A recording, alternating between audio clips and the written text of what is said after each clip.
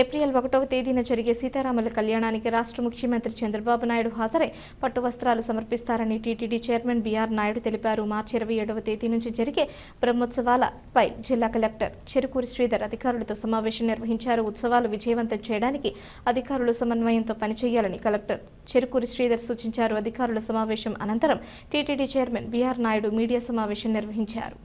తెలుగు రాష్ట్రం రెండుగా విడిపోయినప్పటి నుంచి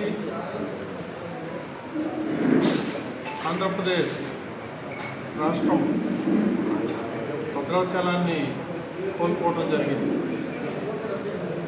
ఆ సందర్భంగా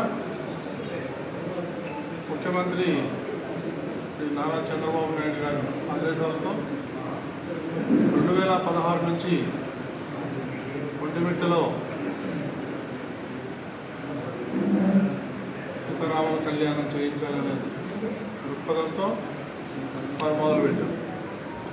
ఆ విషయం అందరికీ తెలిసింది. ఇకపోతే టీటీడీ ఆధ్వర్యంలో ఈ యొక్క కోదండరామ స్వామి వారి ఆలయం 2016లో టీటీడీకి ఇవ్వటం జరిగింది. మనం విలీనం కూడా చేసుకోవడం జరిగింది. ఇది 13వ శతాబ్దంలో ప్రారంభమై 17వ శతాబ్దంలో పూర్తయినట్టు మనకు పురాణాలు చెప్తున్నాయి. ఇది అత్యంత ప్రాచీనమైనటువంటి ఆలయం. ఈ ఆలయంలో ప్రత్యేకత ఏంటంటే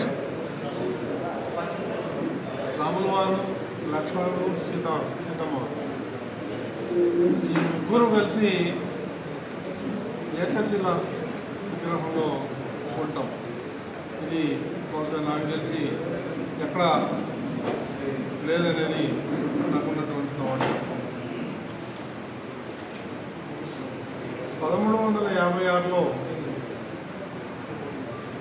ఈ ఆలయాన్ని ముక్కరాయలు అనేటువంటి రాజు దీన్ని నిర్మాణం ప్రారంభించడం జరిగింది. ఆ తర్వాత విజయనగరం రాజులు, తర్వాత చాలామంది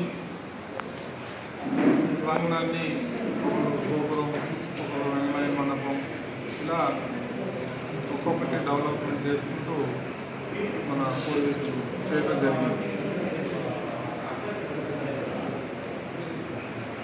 ఈ సందర్భంగా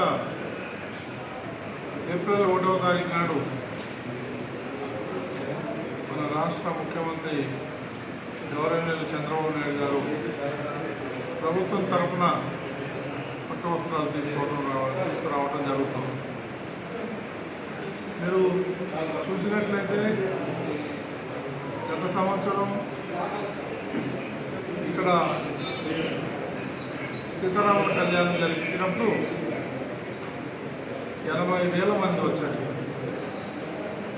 ఎలాంటి ఇబ్బంది లేకుండా భక్తులకి టీటీడీ అధికారులు, జిల్లా యంత్రాంగం మొత్తం అందరూ కలిసికట్టుగా పనిచేసి దాన్ని విజయవంతం చేయడం జరిగింది.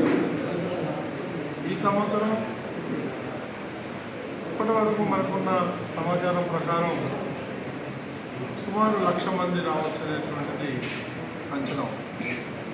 దానికి అనుగుణంగానే మన అధికారులందరూ కూడా రాత్రి పగలు కష్టపడి పనిచేసి వాళ్ళకు కావాల్సినటువంటి ఏర్పాట్లన్నీ కూడా చేయడం జరుగుతుంది.